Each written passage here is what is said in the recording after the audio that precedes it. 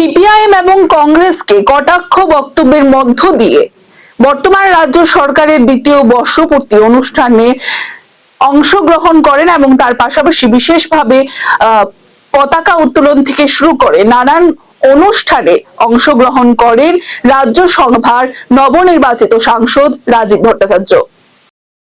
CPIM ও কংগ্রেসকে কটাক্ষ বক্তব্যের মধ্য দিয়ে ত্রিপুরা রাজ্য বিজেপি দ্বিতীয় সরকারের বর্ষপূর্তি উপলক্ষে আয়োজিত সাংগঠনিক সভায় বক্তব্য রাখলেন বিজেপি ত্রিপুরা প্রদেশ সভাপতি তথা রাজ্যসভার সাংসদ রাজীব ভট্টাচার্য।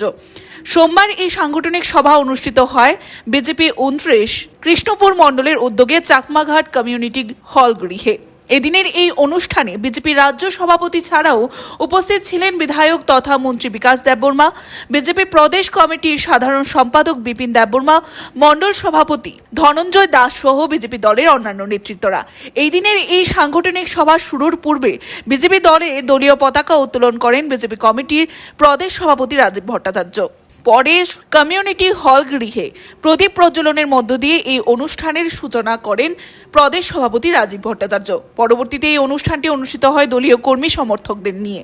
এই দিনের এই অনুষ্ঠানের মধ্য দিয়ে 9 মার্চ আগরতলার আস্তাবল ময়দানে আয়োজিত বিজেপির দ্বিতীয় সরকারের দ্বিতীয় বর্ষপূর্তি উপলক্ষে আয়োজিত জনসভায় উপস্থিত থাকার বার্তা দিলেন বিজেপির প্রদেশ কমিটির সভাপতি রাজীব ভট্টাচার্য। এদিনের এই আয়োজিত অনুষ্ঠানে আমন্ত্রিত নেতৃত্বদের মধ্যে বক্তব্য রাখতে গিয়ে মন্ত্রী বিকাশ দেববর্মা সিপিআইএম সরকারের তীব্র সমালোচনা করেন। এক সাক্ষাৎকারে প্রদেশ কমিটির রাজীব ভট্টাচার্য বলেন, আগামী স্বশাসিত জেলা পরিষদ নির্বাচনে বিজেপির শরিক দলগুলির সাথে হাতে হাত রেখে নির্বাচনে অবতীর্ণ হওয়ার বার্তা দেন উপস্থিত নেতৃত্বরা। শিক্ষার দিক থেকে, শিক্ষার আলো থেকে অনেকটাই পিছিয়ে রাখা হয়েছে। এর আগে আমরা দেখেছি স্বাধীনতার পর থেকেই এই জনজাতিদের শিক্ষার জন্য সবাই কথা বলেছে, কিন্তু কেউ কোনো কাজ এই রাজ্যে করেনি। আমাদের মোদিজি এই রাজ্যের প্রায় 18টি একলব্য বিদ্যালয় স্থাপন করে যে জনজাতিদের ছাত্রছাত্রীদের উচ্চ শিক্ষার জন্য যে ব্যবস্থা উনি করেছেন, সেটা উনি আমরা স্লোগান নয়, আমরা কাজে বিশ্বাস করি, তাই কাজ করে প্রমাণ করতে হবে। এবং জনজাতি এলাকায় আজকে আপনারা সবাই জানেন যে আমাদের মোদিজির নেতৃত্বে কেন্দ্রীয় সরকার যে সিদ্ধান্ত নিয়েছে ইন্সপিরেশন ডিস্ট্রিক্ট, অর্থাৎ ধলাই জেলাতে আমাদের